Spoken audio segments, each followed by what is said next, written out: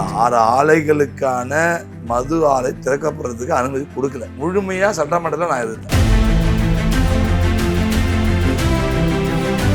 ரஷ்ய ஜனநாயக கட்சி அதனுடைய நிறுவனர் தலைவர் திரு ஜோஸ் சார்லஸ் மார்டின் அவர்களுடைய பணிகளை எப்படி பார்க்குறீங்க? நான் தனியாக ஒரு கட்சி ஆரம்பித்தேன். நான் வீம்புக்காவது கட்சி ஆரம்பித்து நான் வீம்புக்காவது கட்சி நடத்துகிறேன். எனக்கு தனிப்பட்ட சுயலாபத்துக்கு நான் அரசியல் பண்ணல. ஒரு நல்ல சிந்தனையோட ஒரு நல்ல இளைஞனாக முடிவு பண்ணதுக்கு என்னுடைய மனமார்ந்த அவருக்கு வாழ்த்து. சார், இப்போ கூட்டணி எந்த அளவுக்கு ஸ்திரமாக இருக்குது? பாஜகவுக்கும் என்ஆர் காங்கிரஸ் கட்சிக்குமான இந்த கூட்டணி எந்த அளவுக்கு ஸ்திரமாக இருக்குது? ஏன்னா பல்வேறு சலசலப்புகள் இருக்குது அப்படின்னு சொல்ல சலசலப்பு. அதாவது ஒரு சட்டமன்ற உறுப்பினரும், இப்போ நான் சட்டமன்ற உறுப்பினர்கிறேன், இப்போ என் தொகுதியில் ஒரு விஷயம் நடக்குது. அப்போ மக்கள் உடைய அதாவது ஒருமித்த கருத்தை தான் ஒரு சட்டமன்ற உறுப்பினரை தேர்ந்தெடுக்கிறாங்க. அது ஆளுங்கட்சியாக இருந்தாலும் சரி, எதிர்கட்சியாக இருந்தாலும் சரி, சட்டமன்ற உறுப்பினர் தன்னுடைய கடமையை செஞ்சிடணும். இப்போ நான் என் தொகுதியில் நேற்று ஒரு பக்கத்து மாநிலத்தை சேர்ந்தவங்க அங்கே சண்டை போட்டுக்கின்னு ஒருத்தர் இறந்துட்டாங்க ஒரு பாரில். இன்றைக்கி நான் ஆளுங்கட்சியாக இருக்கிறேன், நான் ஆளுங்கட்சி எம்எல்ஏ, நான் போய் அலுவலகத்தை போய் நான் முட்டுக்கிட மாட்டேன் அப்படிலாம் சொல்ல முடியாது. எனக்கு வாக்களித்த மக்கள் தான் எனக்கு முக்கியம். என் தொகுதியில் இன்றைக்கி நான் சட்டமன்ற உறுப்பினராக அந்த பதவிக்கு உட்காந்து உங்ககிட்ட முன்னே பேசுகிறேன்னா அதுக்கு முழுக்க காலாப்பட்டு தொகுதி மக்கள் தான். அவங்களுக்கு ஒரு பிரச்சனைனா இதை ஆளுங்கட்சி நம்ம எதிர்கட்சியெல்லாம் பார்க்க முடியாது. மக்கள் பிரச்சனையே பேசுதான் மக்களால் தேர்ந்தெடுக்கப்பட்ட உறுப்பினுடைய வேலை. அதுதான் இன்றைக்கி நான் சொன்னேன். கமிஷன் அவர்களும் அதை எக்ஸைஸ் கமிஷனரும் நான் மூடுறேன், ஆணையர் நான் மூடுறேன்னு சொல்லி தான் கம்மி பண்ணிட்டோம். அதில் எந்த ஒரு திட்டம் மக்களுக்கு எதிராக இருந்தால் நம்ம அரசாங்கத்தில் பதவியில் இருக்கிறோம், நம்ம ஆளுங்கட்சிலாம் நான் பார்க்க மாட்டேன். சட்டமன்ற உறுப்பினர்கள் நான் அதெல்லாம் கவலைப்பட மாட்டேன். அது சட்டமன்றம்னா சரி, தப்புனா தப்பு தான், ரைட்னா ரைட்டு தான். அதனால் நான் சட்டமன்ற ஆளுங்கட்சி அப்போ சொல்லுவாங்க, நீங்கள் நம்ம ஆளுங்கட்சி, நீங்கள் எதிர்கட்சி கேட்பாங்க, நீங்கள் ஆளுங்கட்சி நீங்கள் ஏன் ஆளுங்கட்சி இருந்தால் சட்டமன்ற உறுப்பினர்னால் மக்களுக்கு குரலாக கொடுக்குறாங்க சட்டம் இருக்குதானே கேட்டேன். அதுமாதிரி சட்டம் ஒன்றும் கிடையாது. இல்லை, மக்களுடைய உறுப்பினர் ஒரு ஆள் நான் மட்டும்தான். அப்போ நான் சட்டமன்றத்திலே குரல் கொடுத்தா தான் அந்த மக்களுடைய பிரச்சனை தீர்வும். எங்கள் பகுதியில் நான் ஒவ்வொரு முறையும் சொல்லுவேன், மக்களுக்கு விரோதமான செயல்கள், புதுச்சேரி மக்களுக்கு விரோதமான செயல் நான் சொன்னேன். அப்போ கூட இப்போ எதிர்கட்சியெல்லாம் சொல்கிறாங்க, நீங்கள் டிஸ்டிலரியில் பார்த்தீங்கன்னா இது மாதிரி நீங்கள் தான் மிகப்பெரிய ஊழல் நடந்துச்சு சொன்னீங்க. நான் ஊழல்னு சொல்லலை, நல்லா புரிஞ்சுக்கணும். 100 கோடி ரூபாய் புதுச்சேரி மாநிலத்தில் ஆட்சியாளருக்கு கொடுத்தன்னு சொல்லி வெளியில் இருக்கிற எதிர்கட்சிகள் நம்மளை விமர்சனம் பண்ணுறாங்க. அப்போ அந்த 100 கோடி ரூபாய்க்கான விளக்கம் கொடுக்க வேண்டிய யாருன்னா நம்ம தான் கொடுக்கணும். யார் கொடுக்கணும்? ஆளுகின்ற அரசாங்கம் தான். நான் ஏதோ சட்டமன்ற உறுப்பில் மாண்புமிகு முதலமைச்சர் சொன்னேன், நீங்கள் ஆள்றீங்க, வெளியில் நம்மள ஊழல்னு சொல்கிறான். அப்போ அந்த ஊழல் தப்பான பணம் நம்மக்கிட்ட கைமாறப்பட்டுச்சு. ஆனால் இது டிஸ்டரி கொடுக்கல. மாண்புமிகு துணைநிலை ஆளுநர் நாங்கள் போய் ஆளுங்கட்சி எம்எல்ஏ கொடுத்தோம், இது வராதுன்னு சொல்லிட்டு. ஆனால் காங்கிரஸை விமர்சனம் பண்ணுறாங்க. பாஜக எம்எல்ஏவே சொன்னார், கல்யாண சுவாமியே சொன்னார். நான் சொன்னேன் 100 கோடி ரூபான்னு எதிர்கட்சிகள் விமர்சனம் பண்ணுறாங்க. அப்போ எங்கள் பேரில் ஒரு தவறான ஒரு குற்றச்சாட்டு இந்த அரசாங்கம் வரும்போது இந்த அரசு அதை விளக்க வேண்டிய நம்மளுடைய கடமை. மக்களுக்கு தெளிவுபடு. ஏன்னா நம்மக்கிட்ட ஒரு வெளிப்படைத்தன்மை இருக்கணும் நம்மகிட்ட இருக்கும். அதனால் நீங்கள் பண்ணணும்னு சொல்லி நான் சட்டமன்றத்திலே நான் குரல் கொடுத்தேன். அப்போ கூட எல்லாம் கேட்டாங்க, நீங்கள் ஆளுங்கட்சி பேசுங்க. மக்களுடைய பிரச்சனையே ஆளுங்கட்சி எதிர்கட்சி கிடையாது. சட்டமன்ற உறுப்பினர் பேசி தான் ஆகும். அது அடுத்த சட்டமன்ற உறுப்பினர்லாம் பற்றி கவலை கிடையாது. என்னுடைய குரல் சட்டமன்றத்தில் காலாப்பட்டு தொகுதி மக்களுக்கு நம்ம குரல் கொடுத்தே தான் இருப்போம். அதில் எந்த ஒரு மாற்றமும் கிடையாது. சார், போதைப்பொருள் புழக்கம் புதுவையில் அதிகமாக இருக்குது, அதனால தான் குற்ற சம்பவங்கள் நிறைய நிகழுது அப்படின்னு சொல்லப்படுது. இதை தடுக்கிறதுக்கு அரசு என்ன நடவடிக்கை எடுத்திருக்கு? சார், போதைப்பொருள் இப்போ அரசு தனியாக அது ஒரு செல்லு வச்சுக்கிறாங்க. அதை வச்சு எங்கெங்கெல்லாம் போதைப்பொருள் பிடிக்கிறதுக்கான டீம் ஒரு தனியாக ஏதோ ஒரு போலீஸ் துறையில் ஒரு இது மாதிரி வச்சுருக்காங்க. அந்த போதைப்பொருள் சம்பந்தமாக அதுக்கான நடவடிக்கை எடுத்து தான் இருக்கிறாங்க. அது பார்த்திங்கன்னா நம்மளை சுற்றி இருக்கிற மாநிலம் பார்த்தா தமிழ்நாடு, புதுச்சேரி ஒரு சின்ன மாநிலம். அப்போ சுற்றி இருக்கிற மாநிலத்தை சுற்றி நம்ம உள்ளே ஈஸியாக உள்ளே என்ட்ரி ஆகிறாங்க. ஆனால் என்ன குற்றச்சாட்டு தெரிவிக்கப்படுதுன்னா, இப்போ குஜராத் வழியாக வருது, அங்கேருந்து உள் மாநிலங்கள் வழியாகவும் புதுவைக்கு வருது, ஒரு பக்கம் கடற்புறமாகவும் வருது அப்படின்னு. சார், இங்கே எனக்கு தெரிஞ்சு இங்கே இருக்கிற போதையில் அந்த அந்த நீங்கள் சொல்கிற மாதிரி அந்த மாதிரியான போதைப் பொருள் இங்கே வரல. இங்கே வந்து பார்த்தீங்கன்னா எனக்கு தெரிஞ்ச பொறுத்து பார்த்தீங்கன்னா இங்கே ஏறக்குறைய இப்போ கூட ஒரு 3 கிலோ 4 கிலோ போதைப் பொருள் எங்கள் பகுதியில் பிடிப்பட்டது. இந்த ஷெட்யூல் ட்ரைப்ஸ் பீப்புள் பழங்குடியின மக்கள்கிட்ட கையில் கொடுத்து அனுப்பிச்சிட்டாங்க பேக்கில். அதை பிடிச்சி நாங்கள் போலீஸில் ஒப்படைச்சிட்டோம். அவங்கக்கிட்ட இந்த மாதிரியான இது எங்களுக்கு தெரியாது, எங்களை எதுவுமே ட்ரான்ஸ்போர்ட் பண்ணி கொடுத்தாங்க. அது முழுக்க முழுக்க பார்த்தீங்கன்னா இந்த பக்கம் ஏதோ செஞ்சி பக்கம், இந்த பக்கம் ஏதோ பார்த்தீங்கன்னா அந்த பக்கம் திருவண்ணாமலை பக்கம் தான் ஏதோ மலையில் விளையக்கூடிய அந்த இலையை எடுத்துன்னு வந்து தான் அதை பவுடர் ஆக்கி கசக்கி கொடுக்குற மாதிரி அந்த அந்த அந்த இலை தான் வந்தது. பிடிச்சி பார்க்கும்போது அந்த கிலோ கணக்கில் பிடிக்கும்போது அது இலையாக தான் இருந்தது. தவிர நீங்கள் சொல்கிற மாதிரி அந்த மாதிரியான பவுடர்கள் புதுச்சேரி மாநிலம் எங்கள் பகுதியெலாம் கிடையாது. ஏன்னா ஈரான் பகுதியிலிருந்து தான் வந்து இந்திய பகுதியை வந்து கடற்புறமாக வருது. போதைப்பொருள் வந்து குறிப்பிட்டு சொல்ல முடியானா 2024ஆம் ஆண்டு வந்து அங்கே பாஜக ஆண்டுகிட்டு இருக்கிறதுனால அந்த இடத்துல தான் வந்து இது வந்து உள்ள வருது. சார் துறைமுகங்கள்லாம் வந்து தனியார்கிட்ட இருக்கு, அதனால ஈஸியா உள்ள வருதுன்ற குற்றச்சாட்டு இங்கே வந்து எதிர்கட்சி சொல்றாங்க. இங்கே வந்து துறைமுகம் கிடையாது சார். இங்கே வந்து துறைமுகம் புதுச்சேரி மாநிலம் கிடையாது. எனக்கு தெரிஞ்சு அந்த மாதிரியான பவுட்ரு இந்த இந்த பவுடர்லாம் சொல்கிறாங்க, அதெல்லாம் இங்கே எதுவும் எனக்கு பிடிப்பட்ட மாதிரி தெரியல. இந்த இலைகள் தான் தழைகள் தான் இங்கே வந்து அது பார்த்தீங்கன்னா தமிழகத்தில் தான் வளருது. இங்கே பக்கத்தில் இருக்கிற செஞ்சி, விழுப்புரம், திருவண்ணாமலை இந்த குறவர்களை வந்து கேட்கும்போது சொன்னேன், சார் நாங்கள் வந்து அங்கே வந்து வேட்டையாட போனோம், அப்போ எங்கிட்ட இது எதுவுமே கொடுங்கன்னு சொன்னாங்க பாண்டி. எங்களுக்கு என்னன்னு தெரியாது, ஏதோ தலைமறைகளை எடுத்துன்னு வந்தோம் அப்படின்னு எங்களுடைய பகுதியில் இருக்கின்ற குறவர்கள் பேர் ஒரு 2-3 வழக்கு இருக்குது. அதை நாங்கள் வந்து கூட்டு வச்சு இப்போ அங்கே யாருமே அந்த இதை பண்ணக்கூடாது, உங்களுக்கு வாழ்வாதாரத்துக்கு என்ன உதவியும் நாங்கள் பண்ணுறோம், நீங்கள் யாரும் வந்து இந்த மாதிரியான இதுக்குன்னா அப்போ அது வந்து எல்லாரும் புரிஞ்சுக்கினாங்க. அந்த அவேர்னஸ் வந்துடுச்சு எங்கள் பகுதியில். இப்போ குறைஞ்சிச்சு. இப்போ புதுவையில் வந்து கிட்டத்தட்ட சமீபத்தில் 200 ரெஸ்டா பார்கள் கிட்ட திறக்கப்பட்டிருக்கு அப்படின்னு சொல்லப்படுது சார். ஏன் மது வந்து அரசு பிரதானமாகவே வச்சுருக்கீங்க இப்போ வரலும்? அதாவது நம்மளோட வந்து கல்ச்சர் பார்த்திங்கன்னா இப்போ இல்லை, இதுக்கு தமிழ்நாட்டில் கூட மது ஒழிப்பு அதெல்லாம் பண்ணுறாங்க. புதுச்சேரி மாநிலத்தில் பார்த்திங்கன்னா இது வந்து மது ஒழிக்கிறதுக்கு நாங்களும் சொல்கிறோம், நாங்கள் ரெடி தான், அரசு ரெடி. மாற்று விதமான வருமானம் புதுச்சேரி அரசுக்கு எங்கேருந்து வரல. இது வந்து ஃப்ரெஞ்சு கல்ச்சர், ஃப்ரெஞ்சு கவர்மெண்ட் வந்து நமக்கு வந்து கொடுத்தாங்க, பக்கத்தில் பிரிட்டிஷ் கவர்மெண்ட்டு பக்கத்தில். இந்த கல்ச்சரில் பார்த்திங்கன்னா மது வந்து இன்றைக்கி காலங்களில் காங்கிரஸ் 50 ஆண்டு காலம் காங்கிரஸ் ஆண்டாங்க, அப்பயும் அந்த மது வந்து இருந்தது. அதுக்கப்புறம் திராவிட முன்னேற்ற கழகம் ஒரு 5 முறை ஒரு கவர்மெண்ட்டு 96லேருந்து 2000 வரைக்கும் இருந்தாங்க, அப்பயும் மது ஒழிக்க முடியல. தமிழ்நாட்டில் கலைஞர் அப்போது சீஃப் மினிஸ்டராக இருக்கும்போது மதுலாம் ஒழித்தாங்க. அப்போ புதுச்சேரி மாநிலத்தில் இது ஒரு கல்ச்சர் ஆகிப்போச்சு, மது என்பது ஒரு கல்ச்சர் ஆகிப்போச்சு. அதை ஒழிக்கணும்னா ஒட்டுமொத்த அரசாங்கம், ஒட்டுமொத்த சட்டமன்ற உறுப்பினர்கள்லாம் நாங்கள் சட்டசபையில் பேசும்போது ஆலோசித்தார் மாண்புமிகு முதலமைச்சர், நான் ரெடி, நம்மக்கிட்ட வருவாய் வந்து குறைவாக இருக்குது, அந்த வருவாயை ஏற்படுத்துறதுக்கான வாய்ப்புகளை உருவாக்கணும்ல சார். அதை கரெக்டு தான். அதுக்கான வந்து காலங்கள் நமக்கு தேவைப்படும். நம்ம இன்ஃப்ராஸ்ட்ரக்சருக்கு வந்து நம்ம வந்து இப்போ ஐடி பார்க்கு அந்த மாதிரிலாம் கொண்டு வந்தோன்னா இப்படிப்பட்ட வருமானங்கள் நமக்கு வந்து முதல்ல பார்த்திங்கன்னா நமக்கு இப்போ டூரிசம் உள்ளே வராங்க, மக்கள் அதில் வருமானம் வருது. அதுக்கு முன்னாடி டிரான்ஸ்போர்ட் ரிஜிஸ்ட்ரேஷன் வந்து பாண்டிச்சேரியில் குறைந்த வரி இருந்தது, இப்போ பெட்ரோல் குறைந்த வரியில் இருக்குது நம்ம பாண்டிச்சேரி. இப்போ மது வந்து நமக்கு தமிழ்நாட்டுக்கு பாண்டிச்சேரிக்கும் ஓரளவுக்கு கொஞ்சம் குறைஞ்சிருக்குது, அதுதான் எங்கள் மக்கள் வந்து வராங்க.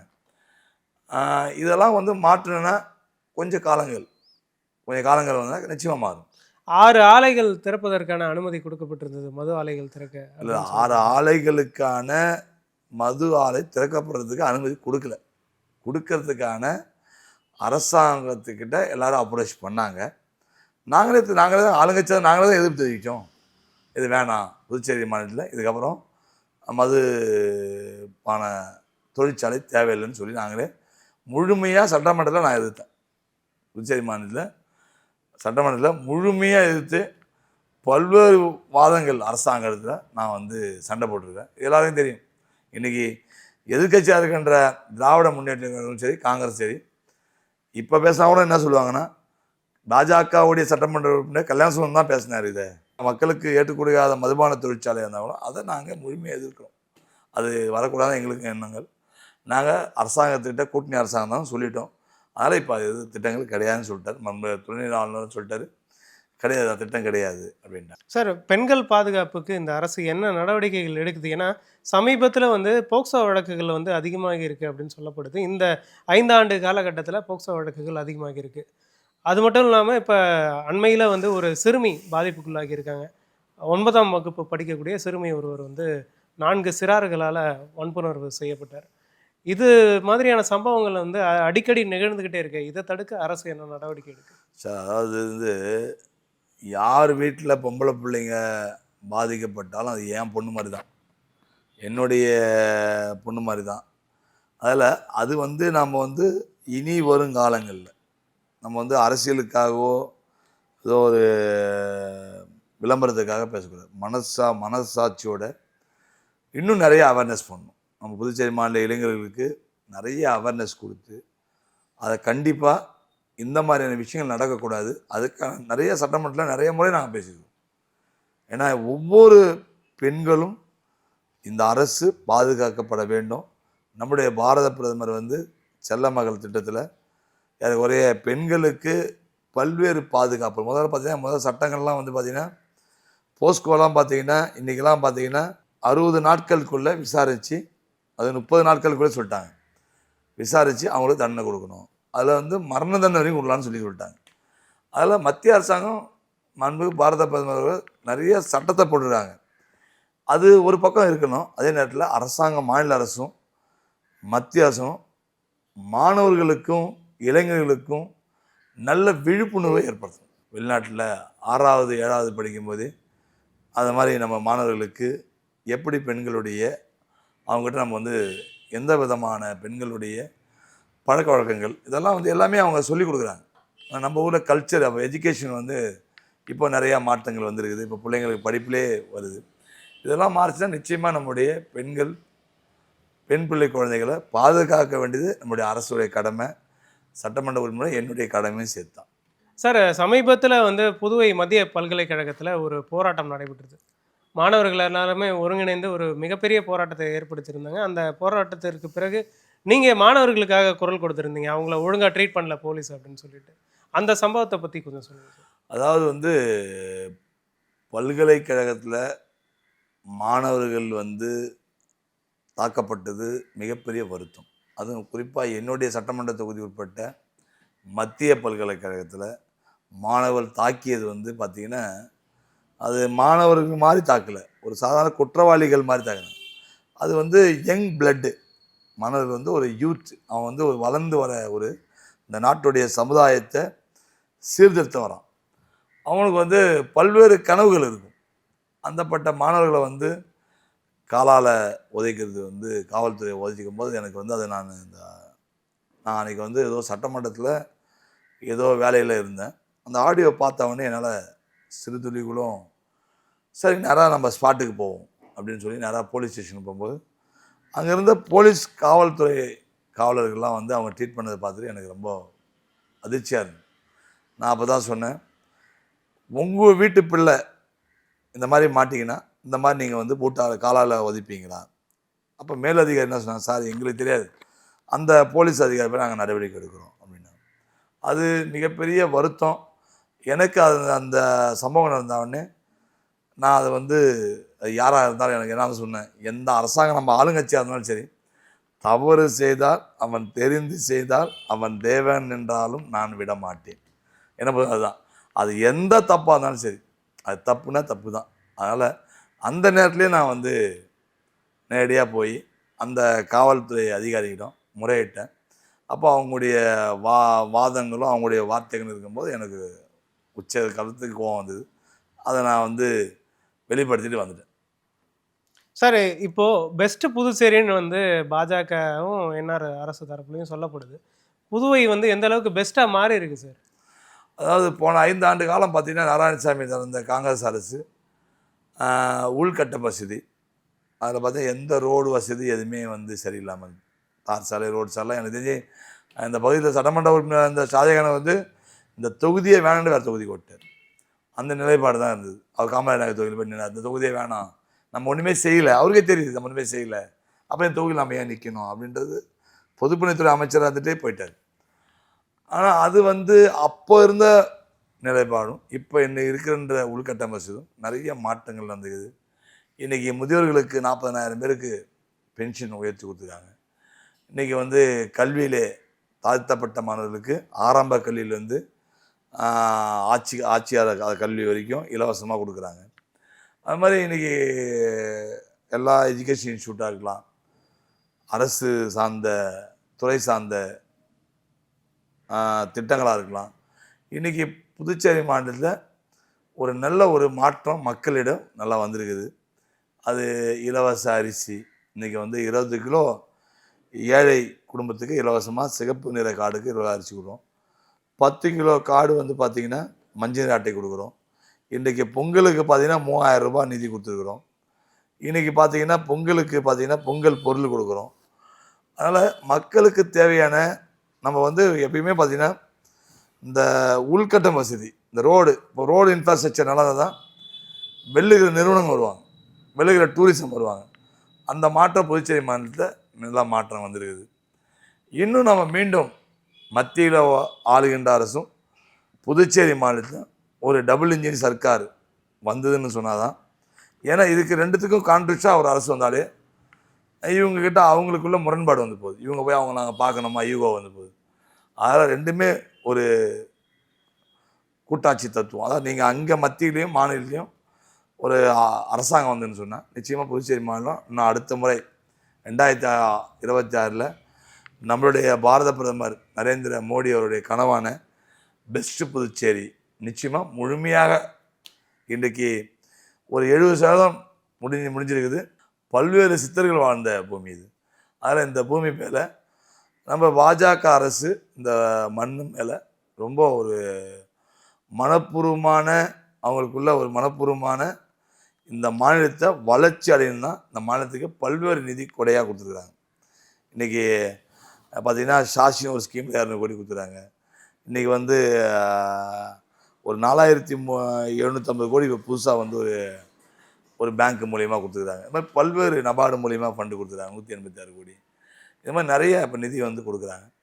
இப்போ இன்னும் பாரத பிரதமர் நிறையா அறிவிக்கிறேன்னு சொல்லியிருக்காங்க. வந்தால் புதுச்சேரி மாநிலம் பெஸ்ட்டு புதுச்சேரி நிச்சயமாக 2026 வருகின்ற அரசு நிச்சயமாக நிறைவேற்றி கொடுக்கும். மத்தியிலே பாஜக அரசு, புதுச்சேரி மாநிலத்தில் என்டிஏ கூட்டணி அரசு வந்தால் புதுச்சேரி மாநிலம் சிறப்பாக வளர்ச்சி அடையும் நினைக்கிறேன். சமீபத்தில் புதுவையில் தொடங்கப்பட்ட ஒரு கட்சி லட்சிய ஜனநாயக கட்சி, அதனுடைய நிறுவனர் தலைவர் திரு ஜோஸ் சார்லஸ் மார்ட்டின் அவர்களுடைய பணிகளை எப்படி பார்க்குறீங்க சார்? சார், புதுச்சேரி மாநிலத்தை பொறுத்தளவுக்கு அது ஒரு சின்னஞ்சிறு மாநிலம்.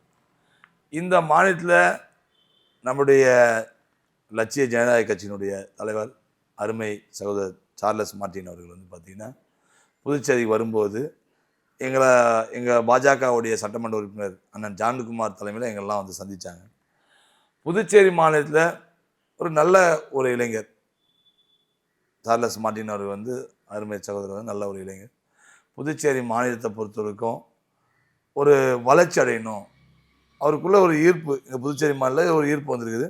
சிங்கப்பூர் மாதிரி மாற்றணும் என்ன இருக்குது. அதனால் அவர் பார்த்தீங்கன்னா இன்றைக்கி வந்து நான் வந்து புதுச்சேரி மாநிலத்தை வளர்ச்சி அடையணும், நான் தனியாக ஒரு கட்சி ஆரம்பித்தேன், நான் வீம்புக்காவது வந்து கட்சி ஆரம்பித்து நான் வீம்புக்காவது கட்சி நடத்தலை, எனக்கு தனிப்பட்ட சுயலாபத்துக்கு நான் அரசியல் பண்ணல, ஒரு நல்ல சிந்தனையோட ஒரு நல்ல இளைஞனாக முடிவு பண்ணதுக்கு என்னுடைய மனமார்ந்த அவருக்கு வாழ்த்துக்கள் சொல்கிறேன். சார், நீங்கள் அரசியலுக்கு வர்றதுக்கான காரணம் என்னவாக இருந்தது? சார், நாங்கள் வந்து பார்த்திங்கன்னா நான் அரசியலுக்கு வரணுன்ற ஒரு எண்ணம் எனக்கு கிடையாது. முழுக்க பார்த்திங்கன்னா எங்கள் அப்பா வந்து கம்யூனிஸ்ட் கட்சியினுடைய 17 வயசில் இந்திய கம்யூனிஸ்ட் கட்சியினுடைய மாநில செயற்குழு உறுப்பினராக இருந்தாங்க. பல்வேறு கட்டங்களில் கழுவிப்பு கிராம மக்களுக்காகவும் காலாப்பட்டு தொகுதி அப்போ லாஸ்பட்ட தொகுதி இருந்தது, மக்களுக்காக போராட்டம் பண்ணி காவல்துறை, காங்கிரஸ் காவல்துறை அப்போ காங்கிரஸ் இருக்கும்போது நிறையா அடிபட்டு ஜெயிலுக்கெல்லாம் எங்கள் அப்பா சிறைக்கெல்லாம் போனாங்க. எங்கள் அப்பா இல்லை, நாங்கள் எங்கள் குடும்பமே அந்த நேரத்தில் பல்வேறு காலகட்டத்தில் பல்வேறு போராட்டம் பண்ணி எங்கள் அப்பாவுக்கெல்லாம் கையெல்லாம் உடஞ்சிருக்குது. எங்கள் ஃபேமிலி எல்லோரும் நாங்கள் வந்து போலீஸு காவல்துறையினால் எங்கள் வீடுகளை வந்து அடித்து நாங்கள் நிறையா பாதிக்கப்பட்டிருக்கிறோம். அது மட்டும் இல்லாமல் பார்த்திங்கன்னா இன்றைக்கி விவசாய நிலங்கள், நாங்கள் விவசாயி, இன்றைக்கி கரடியூத்து பகுதியில் இருக்கின்ற விவசாய நிலங்களை ஏர்போர்ட்டு, ஓடாத ஏர்போர்ட்டு, காலாப்பட்டு தொகுதியில் யூனிவர்சிட்டிக்கு 1200 ஏக்கர்லாம் யூனிவர்சிட்டிக்கு தேவையே கிடையாது. இதெல்லாம் வந்து ஒரு அடக்குமுறை, காங்கிரஸ் கட்சியினுடைய அடக்குமுறை வந்து நான் 27 வயசில் தான் நான் அரசியலுக்கே வந்தேன். ஒரு இளைஞனாக வந்து 27 வயசில் இந்த அடக்குமுறையை வந்து எங்கள் அப்பாவால் முடியல.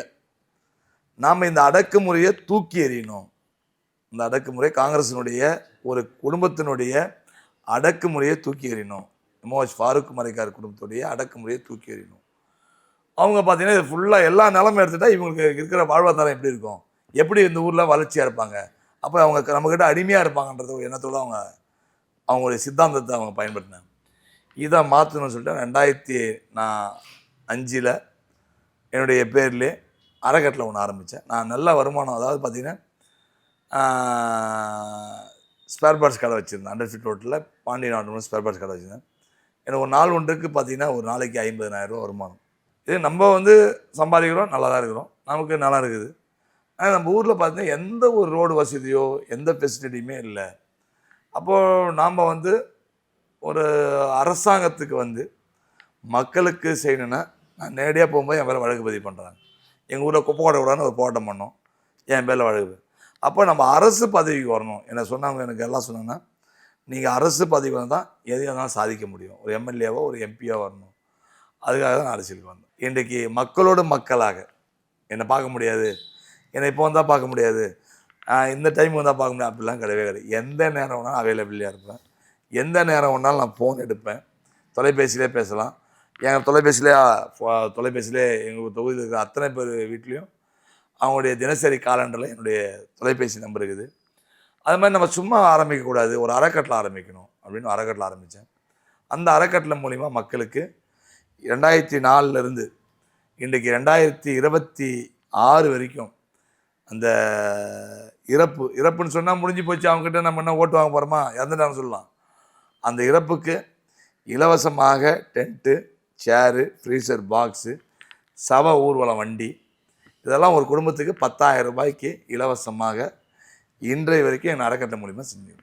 அதால் இந்த மக்களுக்கு என்னால் முடிந்தவரை வாழ்வது, எங்கள் அப்பா சொல்லுவாங்க, வாழ்வது பிறப்பது, பிறக்கிறவன் எல்லாம் இறக்கத்தான் போகிறான், பிறந்தவன் வாழ்கின்ற காலங்கள் தான் அவனுக்கு வாழ்க்கை வரலாறாக மாறுன்னு சொல்லுவாங்க.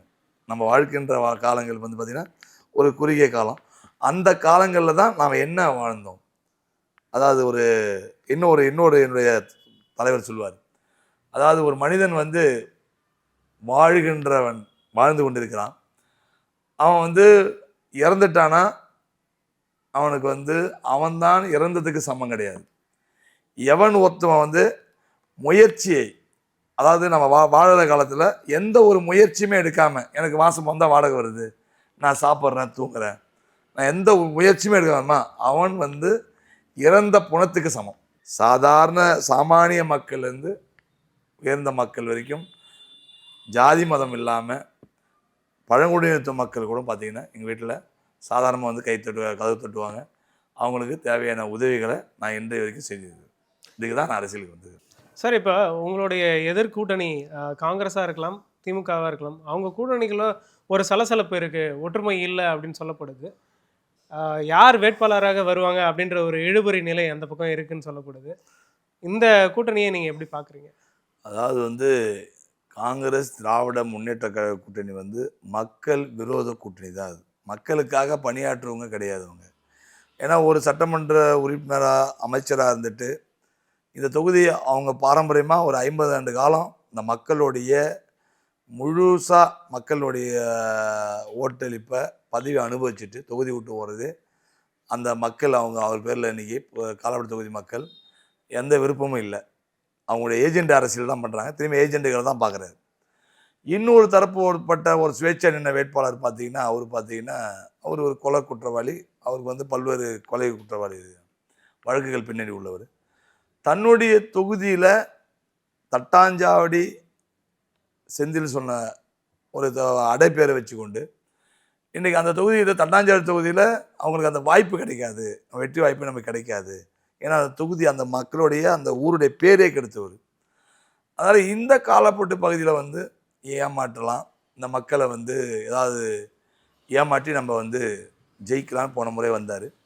போன முறை கூட வாக்கு வந்து மக்கள் எப்படின்னா, நம்ம இப்போ இருக்கின்ற இப்போ வேட்பாளர் ஷாஜகான் நிற்கிறாருன்னா அவர் வந்து போன முறை வந்து பார்த்திங்கன்னா தன்னுடைய கட்சிக்கு விசுவாசமாக வேலை செய்யலை, தன்னுடைய ஆதரவாளர்லாம் என்ன தோக்கடிக்கணுன்றதுனால தன்னுடைய ஆதரவாளர்லாம் கூட்டணி தர்மத்தையே பார்க்காம, அப்போ திராவிட முன்னேற்ற கழகம் இன்னைக்கு கூட்டணிக்கே வேலை செய்யக்கூடாது.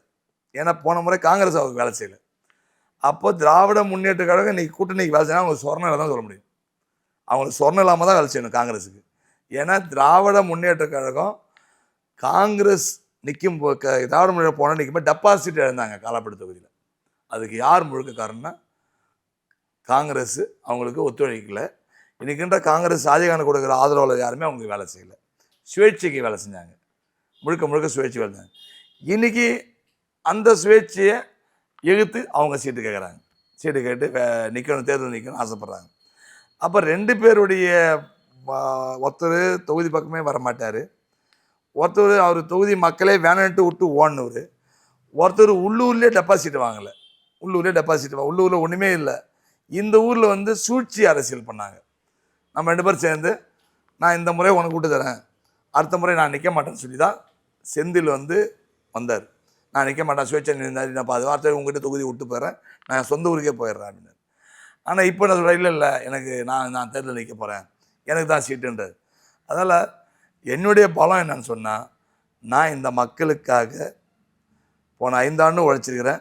இந்த 5 ஆண்டு காலமும் இன்றைய வரைக்கும் இந்த மக்களுக்கு இரவு பாராமல் ரோடுலேருந்து, முதியோர் பென்ஷன்லேருந்து, வீடு கட்டுற லோன்லேருந்து எல்லா மத்திய அரசாங்க திட்டம், மாநில அரசு திட்டத்தையும் 1 ரூபாய் கூட லஞ்சம் இல்லாமல், யாரும் 1 ரூபாய் கூட கைவிட்டு பெற்றுக்கொள்ளாமல். ஏன்னா அதுக்கு முன்னாடி முதியோர் பென்ஷன் கொடுத்தா 2000 வாங்குவாங்க, வீடு கட்டுற லோனு 1 லட்சம் லோனுக்கு 30,000 வாங்குவாங்க காங்கிரஸ் கவர்மெண்ட்டில். எங்கள் ஊர் மக்களுக்கு எல்லாரும் தெரியும், ஏஜென்ட் அரசியல். ஆனால் அந்த மாதிரி எதுவுமே கிடையாது. என்னுடைய பாக்கெட்லேருந்து 10 ரூபா கொடுக்கணும் தவிர யார்கிட்டையும் எங்களுடைய ஊழியர்களோ யாரோ வாங்க மாட்டாங்க. அங்கங்கே எங்கள் பணியாற்றுவாங்க. அவங்களுக்கு என்னுடைய சம்பளத்தை எனக்கு கொடுக்குற அரசாங்கம் கொடுக்குற 48,200 ரூபா. நான் என்னுடைய ஊழியர்கள் இருக்கலாம், மாதத்துக்கு மாதம் 3 லட்ச ரூபா சம்பளம் கொடுக்குறேன், டிரைவர் எல்லாரும் சேர்த்து. ஏன்னா மக்களுக்கு எனக்குன்னு ஒரு வருவாய் வருது. நான் விவசாய நிலம் வச்சுருக்கிறேன். எனக்கு அந்த வருமானத்தை வச்சு இந்த பகுதி மக்களுக்கு என்னால் முடிஞ்ச அளவுக்கு நான் வந்து சிறப்பாக பணியாற்றுகிறேன். இந்த மக்கள் இந்த 2026 தேர்தலில் காலாப்பட்டு தொகுதி மக்கள் என்னை கைவிட மாட்டார்கள். நிச்சயமாக நான் நிற்கிற என்னுடைய பாரதிய ஜனதா கட்சியில் கூட்டணி அரசில் அதிகப்படியான வித்தியாசத்தில் இன்றைக்கி வந்து நான் வெற்றி பெறுவேன்னு ஐபி ரிப்போர்ட்டே சொல்லியிருக்காங்க. அதில் மக்களுக்கு என்னென்ன அவங்களுக்கு அவங்க வீட்டு பிள்ளையா, அவங்க வீட்டில் ஒரு ஆளாக இந்த 20 வருஷமாக அவங்க எல்லோரும் வந்து பார்த்திங்கன்னா சின்ன பிள்ளைங்க கூட என்னை வந்து பேர் சொல்லி கூப்பிட்றவளவு தான் நான் இருக்கிறேன். ஒவ்வொரு வீட்லேயும் பெரியவங்க என்னை பேர் சொல்லி கூப்பிடுவாங்க. அது நம்ம வீட்டு பிள்ளை. அவங்க நல்ல நிகழ்ச்சியாக இருக்கலாம், அவங்களுக்கு துன்ப நிகழ்ச்சியாக இருக்கலாம், எல்லாத்தையும் நான் மக்களோட மக்களாக நான் கலந்துக்கின்னு பணியாற்றுகிறேன். நிச்சயமாக எந்த கூட்டணி வந்தாலும், யார் என்னை எதிர்த்துனாலும் நான் அதிகப்படியான வாக்கு வித்தியாசத்தில் நிச்சயமாக நான் வெற்றி பெறுவேன். பாஜகவோட ஏன் இணைந்தீங்க அப்படின்ற ஒரு கேள்வி எதிர்கொண்டு இருக்கீங்களா? ஏன்னா கம்யூனிஸ்ட் பின்புலத்திலேருந்து வந்திருக்கீங்க, காங்கிரஸ் கட்சியிலையோ இல்லை வேற ஏதோ ஒரு கட்சியிலையோ போய் சேர்ந்துருக்கலாம். ஆனால் ஏன் பாஜகவை சூஸ் பண்ணீங்கன்னு ஒரு கேள்வியை இது வரைக்கும் எதிர்கொண்டிருக்கீங்களா? ஆமாம், நிறைய முறை என்னை வந்து எல்லோரும் கேட்டிருக்காங்க, நீங்கள் வந்து ஏன் வந்து காங்கிரஸுக்கு போகக்கூடாது, நீங்கள் ஏன் வந்து திராவிட முன்னேற்றத்துக்கு எடுத்து போகக்கூடாது, நீங்கள் ஏன் வந்து பார்த்தீங்கன்னா இதுக்கு கம்யூனிஸ்ட்லேயே நீங்கள் வந்து பயணம் செய்யக்கூடாது. அதாவது இன்றைய நாட்டினுடைய நம்முடைய பாரத பிரதமர் நரேந்திர மோடி அவர்கள் வந்து அவங்களுடைய அரசு ஆளுகின்ற திறமை, இன்றைக்கி நாட்டினுடைய ஒரு சாதாரண ஒரு கவுன்சிலர் கூட தன்னுடைய தாய் இறந்தா என்ன பண்ணுவாங்க, அவங்க வந்து ஒரு மோளம் அடித்து அவங்க ஒரு 2 நாள் வச்சு அது பிரம்மாண்டமாக எல்லா தலைவர்களும் அவரை வச்சுருவாங்க. ஆனால் அந்த நாட்டுடைய பாரத பிரதமர், உலகம் போற்றுகின்ற தலைவர், உத்தம தலைவர் நரேந்திர மோடி அவர்கள் அவங்களுடைய தாயார் இறந்தாங்க. இறந்த உடனே அவர் என்ன சொன்னார், என் தாய் எனக்கு, என் தாய் நாடு எனக்கு, என் தாய் எந்த அளவுக்கு முக்கியமோ என் தாய் நாடு அந்த அளவுக்கு முக்கியம். தன்னுடைய தாயை சுமந்து ஒரு பிரதமராக இல்லாமல் தன்னுடைய மகனாக, அந்த தாய்க்கு மகனாக சேவையாற்றி விட்டு அடுத்து நம்ம தாய் நாட்டுக்கு சேவையாற்றணும் சொல்ல ஒரு உத்தம தலைவர்களை கீழே இருந்து பணியாற்றுறதுல நாங்களாம் மனப்பூர்வமாக இந்த பாஜகவோட சேர்ந்ததுக்கான முழு காரணம் நம்முடைய பாரத பிரதமர் நரேந்திர மோடி அவர்களுடைய கொள்கையும் நேர்மையான அரசும் எங்களுக்கு பிடிச்சிருக்கு. எங்களோட இணைந்து பல்வேறு கேள்விகளுக்கு பதில் அளிச்சிங்க, மிக்க நன்றி சார். ரொம்ப நன்றி. பல்வேறு கருத்துக்களை வந்து என் கூட கலந்து பேசுனதுக்கு மகிழ்ச்சி. நன்றி.